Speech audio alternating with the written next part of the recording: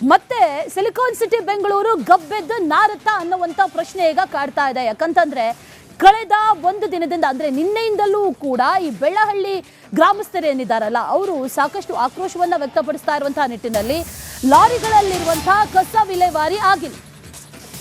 ಜಗತ್ತಿನ ಮುಂದೆ ಕಸ ವಿಲೇವಾರಿ ಆಗದೇ ಇದ್ದಂತಹ ಸಂದರ್ಭದಲ್ಲಿ ಈ ಹಿಂದೆ ಯಾವ ರೀತಿ ಮಾರ ಹೋಗಿತ್ತು ಬೆಂಗಳೂರಿನದ್ದು ಅನ್ನೋದನ್ನ ಗಮನಿಸಿದ್ವಿ. ಒಂದು ದಿನ ಸರಿಯಾದ ಸಮಯಕ್ಕೆ ಕಸ ವಿಲೇವಾರಿ ಆಗಿಲ್ಲ ಅಂತಂದ್ರೆ ಇಡೀ ಬೆಂಗಳೂರಿನ ಕಸ ಉಳ್ಕೊಳ್ತು ಅಂತಂದ್ರೆ ಟನ್ ಗಟ್ಟಲೆ ಆ ಕಸಗಳು ಉಳ್ಕೊಂಡಂತ ಸಂದರ್ಭದಲ್ಲಿ ಯಾವ ರೀತಿಯಾಗಿ ನಾರುತ್ತೆ ಅನ್ನೋದು ಈಗಾಗಲೇ ಗೊತ್ತಿರುವಂತ ವಿಚಾರ. ಸುಮಾರು 1 ಕಿಲೋಮೀಟರ್ ಗಟ್ಟಲೆ ಅಲ್ಲಿ ಲಾರಿಗಳು ನಿಂತಿದೆ. 1 ಕಿಲೋಮೀಟರ್ ಗಟ್ಟಲೆ ನೂರಾರು ಕಸದ ಲಾರಿಗಳು ನಿಂತಿರೋದು, ಒಂದಕ್ಕೂ ಕೂಡ ಹೋಗೋದಕ್ಕೆ ಬಿಡ್ತಾ ಇಲ್ಲ. ಕಾರಣ ಕಳೆದ 2 ವರ್ಷದಿಂದ ಇಲ್ಲಿ ಗ್ರಾಮ ಅಭಿವೃದ್ಧಿ ನಿಧಿ ಕೊಟ್ಟಿಲ್ಲ ಅನ್ನುವಂಥ ನಿಟ್ಟಿನಲ್ಲಿ ಈಗ ಆಕ್ರೋಶಗಳು ವ್ಯಕ್ತವಾಗ್ತಾ ಇರೋದು. GBA 2 ವರ್ಷದಿಂದ ನಮಗೆ ಗ್ರಾಮ ಅಭಿವೃದ್ಧಿ ನಿಧಿ ಕೊಟ್ಟಿಲ್ಲ, ಹಾಗಾಗಿ ನಾವು ಕಸ ವಿಲೇವಾರಿ ಮಾಡೋದಕ್ಕೆ ಬಿಡೋದಿಲ್ಲ ಅನ್ನುವಂಥದ್ದನ್ನು ಹೇಳಲಾಗ್ತಾ ಇದೆ.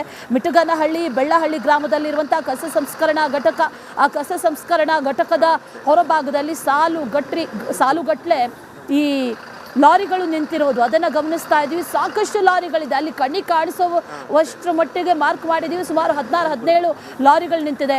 ಆ ನಂತರದಲ್ಲಿ ಮುಂದೆ ಹೋದಂಥ ಸಂದರ್ಭದಲ್ಲಿ ಸುಮಾರು ಕಿಲೋಮೀಟರ್ ಗಟ್ಟಲೆ ಲಾರಿ ನಿಂತಿರೋದು, ನೂರಾರು ಲಾರಿಗಳು ನಿಂತಿದೆ ಅನ್ನುವಂಥ ಮಾಹಿತಿ. ಕಸದ ಲಾರಿಗಳನ್ನು ಗ್ರಾಮಸ್ಥರು ತಡೆ ಹಿಡಿದಿದ್ದಾರೆ, ಒಳಗೊಳಗೆ ಹೋಗೋದಕ್ಕೆ ಬಿಡಲ್ಲ ಅನ್ನುವಂಥ ನಿಟ್ಟಿನಲ್ಲೂ ಕೂಡ ಹೇಳ್ತಾ ಇದ್ದಾರೆ. ಹಾಗಾದರೆ ಇದಕ್ಕೆ ಪರಿಹಾರ ಏನು ಅನ್ನುವಂಥ ಪ್ರಶ್ನೆ.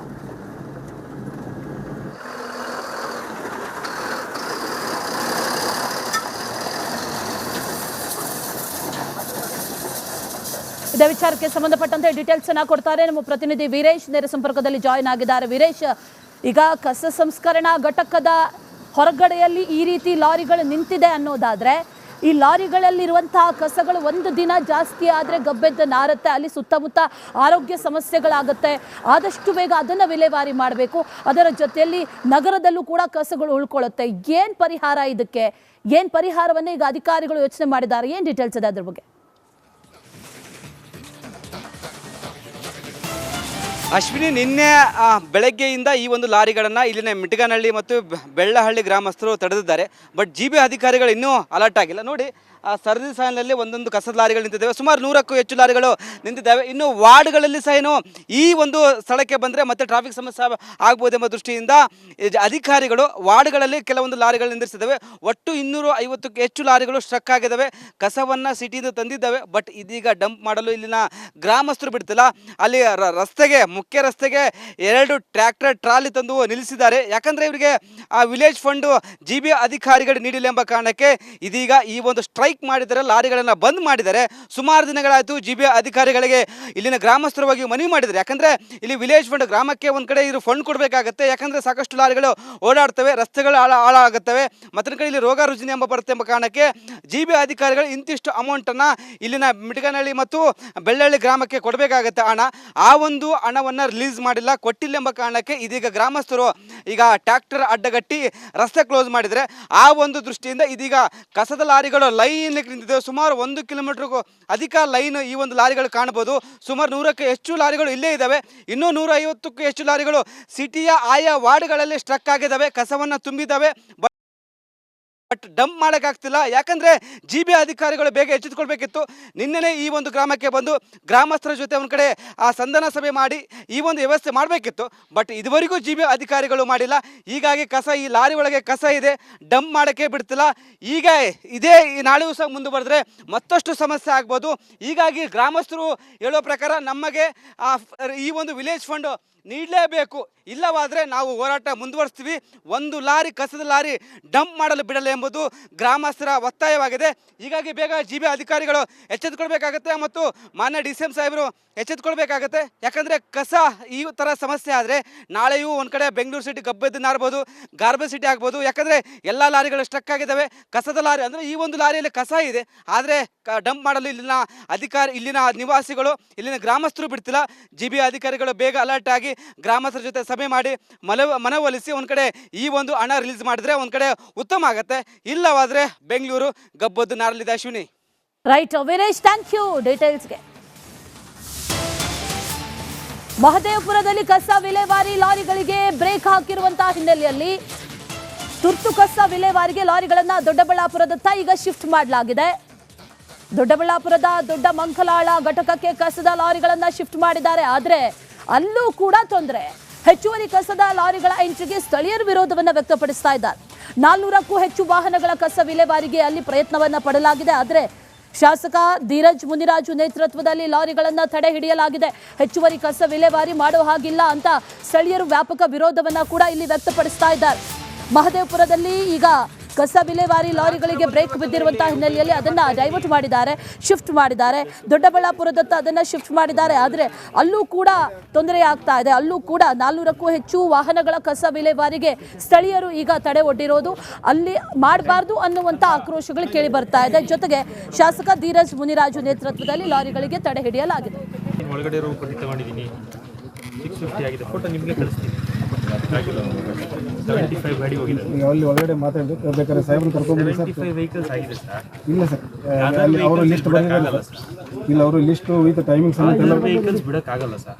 ಇಲ್ಲ ಸರ್, ಅವ್ರು ಹೇಳ್ತಾರಲ್ಲ ಇವರಿಗೆ ಧನ್ಯ ನಾಯಕರಿಗೆ ತಮ್ಮ ಫೋನ್ ಮಾಡಿದ್ರೆ ಸರ್ ಮಾತಾಡಿದ್ರೆ ಟೋಟಲಿ ಇಲ್ಲಿಗೆ ಅವರು ಕಸ ಎಲ್ಲ ಆಧರಿಸಿ ಯಾವ ಕಾಟಿಗಳು ಫಿಟ್ನೆಸ್ ಇಲ್ಲ, ವ್ಯಾಲಿಡ್ ಇಲ್ಲ, ಇನ್ವ್ಯಾಲಿಡ್ ಇದ್ದಾವೆ, ಈ ಎಲ್ಲ ಗಾಡಿಗಳಿಗೆ ಟ್ಯಾಕ್ಸ್ ಫೈನ್ ಹಾಕುವಂಥದ್ದಕ್ಕೆ ಇಬ್ಬರು RTO ಅವರು ಈಗಾಗಲೇ ಕರೆಸಿದ್ದೀವಿ. ಅವ್ರು ಸೂಕ್ತ ಆ್ಯಕ್ಷನನ್ನು ತಗೊತಾ ಇದ್ದಾರೆ ಸರ್. ಈಗ ನೀವೇನು ಸರ್ ಒತ್ತಾಯ ಮಾಡ್ತಿರೋದು ಏನಾದ್ರು? ಫಸ್ಟ್ ಆಫ್ ಆಲ್ ಈಗ ಆಗ್ತಾ ಇರೋಂಥ MSGP ವಿರುದ್ಧವಾಗಿ ನಮ್ಮ ಹೋರಾಟ ನಿರಂತರವಾಗಿ ಕಳೆದ 3 ವರ್ಷದಿಂದ ನಾನು ನಡೆಸ್ಕೊಂಬರ್ತಾ ಇದ್ದೀನಿ. MSGPನೇ ಇಲ್ಲಿ ನಡೆಸಬಾರ್ದು ಅಂಥೇಳಿ ಕೋರ್ಟಲ್ಲೇ ಪ್ರಕ್ರಿಯೆ ದಾವೆ ಹೂಡಿ ನಾನು ಎರಡೂವರೆ ವರ್ಷದಿಂದ ತೀವ್ರವಾಗಿ ಅದನ್ನು ಫಾಲೋ ಅಪ್ ಮಾಡೋಂಥ ಕೆಲಸ ಮಾಡ್ತಾ ಇದ್ದೀನಿ. ಇದೇ ವಿಚಾರಕ್ಕೆ ಸಂಬಂಧಪಟ್ಟಂತೆ ಡೀಟೇಲ್ಸ್ ಅನ್ನ ಕೊಡ್ತಾರೆ ನಮ್ಮ ಪ್ರತಿನಿಧಿ ಮಂಜುನಾಥ್ ಗಮನಿಸ್ತಾ ಇದ್ದೀವಿ. ಒಂದು ಕಡೆಯಲ್ಲಿ ಮಹದೇವಪುರದಲ್ಲಿ ಈಗ ಕಸ ಹಾಕೋದಕ್ಕೆ ಆಗ್ತಾ ಇಲ್ಲ, ಅಲ್ಲೂ ಕೂಡ ವಿರೋಧ. ಅದರ ಜೊತೆಯಲ್ಲಿ ಈ ಕಡೆಯಲ್ಲೂ ಕೂಡ ದೊಡ್ಡಬಳ್ಳಾಪುರದಲ್ಲೂ ಹಾಕೋದಕ್ಕೆ ಆಗ್ತಾ ಇಲ್ಲ ಅಂತ ಅಂದಮೇಲೆ ಕಸ ತುಂಬಿದಂಥ ಲಾರಿಗಳು ಎಲ್ಲಿ ಹೋಗಬೇಕು, ಎಲ್ಲಿ ಹಾಕಬೇಕು, ವಿರೋಧ ಯಾಕೆ, ಏನ್ ಡೀಟೇಲ್ಸ್ ಇದೆ? ಅಶ್ವಿನಿ, ಖಂಡಿತವಾಗಿ ಏನಂತಂದ್ರೆ ಈಗಾಗಲೇ ಬೆಂಗಳೂರಿನ ಬ್ಯಾಟರಾಯನಪುರ ಹಾಗೇನೆ ಮಹದೇವಪುರ ಕ್ಷೇತ್ರಗಳಲ್ಲಿ ಸ್ಥಳೀಯರು ಕಸದ ಲಾರಿಗಳನ್ನ ತಡೆದು ಒಂದು ಕಡೆ ನಿನ್ನೆಯಿಂದ ಕೂಡ ಪ್ರತಿಭಟನೆಯನ್ನ ಮಾಡ್ತಾ ಇದ್ದಾರೆ. ಏನು ತ್ಯಾಜ್ಯವನ್ನ ನಿರ್ವಹಣೆ ಮಾಡಬೇಕಾಗಿರ್ತಕ್ಕಂಥ ಅಧಿಕಾರಿಗಳು ಸಮರ್ಪಕವಾಗಿ ಮಾಡ್ತಾ ಇಲ್ಲ ಅಂತಕ್ಕಂಥ ನಿಟ್ಟಿನಲ್ಲಿ ಈಗ ಸ್ಥಳೀಯರು ಈಗ ಏನು ಕಸದ ಲಾರಿಗಳನ್ನ ತಡೆದು ಒಂದು ಕಡೆ ಪ್ರತಿಭಟನೆ ಮಾಡ್ತಾ ಇದ್ರೆ, ಇಲ್ಲಿಂದ ಏನು ಅಲ್ಲಿಗೆ ಹೋಗ್ಬೇಕಾಗಿರ್ತಕ್ಕಂಥ ಕಸದ ಲಾರಿಗಳು ಈಗ ದೊಡ್ಡಬಳ್ಳಾಪುರದ MSGP ಘಟಕಕ್ಕೆ ಅಂದ್ರೆ ದೊಡ್ಡ ಮಂಕನಾಳದ ಬಳಿ ಇರುವಂತಹ MSGP ಘಟಕಕ್ಕೆ ಸುಮಾರು 400ಕ್ಕೂ ಹೆಚ್ಚು ಕಸದ ಲಾರಿಗಳು ಏಕಾಏಕಿ ಬಂದ ಹಿನ್ನೆಲೆಯಲ್ಲಿ ಸ್ಥಳೀಯ ಏನು ಶಾಸಕರಾಗಿರ್ತಕ್ಕಂಥ ಧೀರಜ್ ಮುನ್ರಾಜು ಈ ಒಂದು ಲಾರಿಗಳನ್ನ ತಡೆದು ಪ್ರತಿಭಟನೆಯನ್ನ ನಡೆಸಿದ್ದಾರೆ. ಜೊತೆಗೆ ಅಧಿಕಾರಿಗಳ ವಿರುದ್ಧ ಆಕ್ರೋಶವನ್ನು ವ್ಯಕ್ತಪಡಿಸಿದ್ದಾರೆ. ಯಾಕೆಂದ್ರೆ ಮಂಜುನಾಥ್ ಹಾಗೆ ಸಂಪರ್ಕದಲ್ಲಿರಿ. ಶಾಸಕರಾದಂತಹ ಧೀರಜ್ ಮುನಿರಾಜು ಅವರು ನಮ್ಮ ಜೊತೆ ಈಗ ದೂರವಾಣಿ ಸಂಪರ್ಕದಲ್ಲಿದ್ದಾರೆ. ಸರ್ ನಮಸ್ತೆ. ನಮಸ್ತೆ ಮೇಡಮ್. ಈ ಕಡೆಯಲ್ಲಿ ಮಹದೇವಪುರದಲ್ಲಿ ಮಿಟಗಾನಹಳ್ಳಿ ಬೆಳ್ಳಹಳ್ಳಿಯಲ್ಲಿ ಕಸ ಹಾಕೋದಕ್ಕೆ ಬಿಡ್ತಾ ಇಲ್ಲ, ಲಾರಿಗಳನ್ನ ಆ ಕಡೆ ಡೈವರ್ಟ್ ಮಾಡಿದ್ದಾರೆ. ಅಲ್ಲೂ ಕೂಡ ನೀವು ತಡೆ ಹಿಡಿದಿದ್ದೀರಾ ಅನ್ನೋ ಮಾಹಿತಿ. ಅಲ್ಲಿ ಯಾಕೆ ತಡೆ ಹಿಡಿದಿದ್ದಾರೆ, ಏನ್ ಪ್ರಾಬ್ಲಮ್ ಆಗ್ತಾ ಇದೆ ಸರ್? ಮೇಡಮ್ ನಮ್ಗೆ ಹೆಂಗ್ ಹಾಕಕ್ ಬರುತ್ತೆ ಮೇಡಮ್? ಕಾನೂನಲ್ಲಿ ಅವ್ರಿಗೆ ವ್ಯವಸ್ಥೆ ಇರೋದು, ನಮ್ಮಲ್ಲಿ ಹಾಕಕ್ 70 ಗಾಡಿ. ಸುಮ್ನೆ ಅಲ್ಲಿ ಮಿಟಗಾನಹಳ್ಳಿಲಿ ಮುಚ್ತಾರೆ ಅಂತ ಆಕಾಶ ಇಲ್ಲಿ ತಂದು ಹಾಕಕ್ ಯಾರು ಅಧಿಕಾರ ಕೊಟ್ಟಿದ್ದಾರೆ? ಯಾವ ಕಾನೂನಲ್ಲಿ ಅಧಿಕಾರ ಇದೆ ಅವ್ರಿಗೆ? ಏನ್ ಸುಮ್ನೆ ಕೂತಿದೀವಿ ಅಂತ ಬಿಟ್ರೆ ಆಗತ್ತಾ ಮೇಡಮ್? ಅದಕ್ಕೆ ಪಿಲಿಗಿಳಿದು ನೇನೆಲ್ಲ ಪ್ರತಿಭಟನೆ ಮಾಡಿದೀವಿ. ಇವತ್ತು ಆಲ್ರೆಡಿ ನಮ್ಮ ಮುಖಂಡರಲ್ಲಿ ಇದ್ದಾರೆ. ಯಾವುದೇ ಕಾರಣಕ್ಕೂ ಅವ್ರ ಅಲೋಕೇಶನ್ ಇರೋದು 70 ಗಾಡಿ ನಮ್ಮಲ್ಲಿ ಹಾಕಕ್ಕೆ, ಅದನ್ನೇ ಬಿಡಬಾರ್ದು ಅಂತ ಹೇಳಿ ಕೋರ್ಟ್ ಹೋರಾಟ ಮಾಡ್ತಾ ಇದ್ದೀನಿ. ಅದ್ರ ಜೊತೆಗೆ ಇನ್ನು ಅಡಿಷನಲ್ 400 ಗಾಡಿ ಹಾಕಕ್ ಹೆಂಗ್ ಮೇಡಮ್ ಬಿಡಕ್ಕಾಗತ್ತೆ? ಕಾನೂನು ಬಿಟ್ಟು ಯಾರು ಮಾಡಕ್ಕಾಗಲ್ವಲ್ಲ. ಈಗ ಕಸ ಒಂದು ದಿನ ಬೆಂಗಳೂರಿನ ಕಸಗಳು ಹೋಗಿಲ್ಲ ಅಂತಂದ್ರೆ ಯಾವ ರೀತಿ ಆಗುತ್ತೆ ಅನ್ನೋದು ನಿಮ್ಗೆ ಬಹಳ ಚೆನ್ನಾಗೇ ಗೊತ್ತಿದೆ. ಕಸ ವಿಲೇವಾರಿ ಮಾಡಬೇಕು, ಆದರೆ ಆ ಸಂಸ್ಕರಣದ ಘಟಕದ ಹೊರಗಡೆ ಲಾರಿಗಳು ಸಾಲ್ಗಟ್ಟೆ ನಿಂತಿದೆ. ಕಸವನ್ನ ಈ ದೊಡ್ಡಬಳ್ಳಾಪುರದ ಶಿಫ್ಟ್ ಮಾಡೋದಕ್ಕೆ ಆದೇಶ ಕೊಟ್ಟಿದ್ಯಾರು? ಆ ಕಡೆ ಹೋಗಬೇಕು ಅನ್ನುವಂತ ನಿಟ್ಟಿನಲ್ಲಿ ಹೇಳಿದ್ಯಾರು? ಹಾಗಾದ್ರೆ ಅಧಿಕಾರಿಗಳು ಹೇಳಿರ್ಬೇಕು ಮೇಡಮ್. ಅಧಿಕಾರಿಗಳು ಹೇಳಿರ್ಬೇಕು.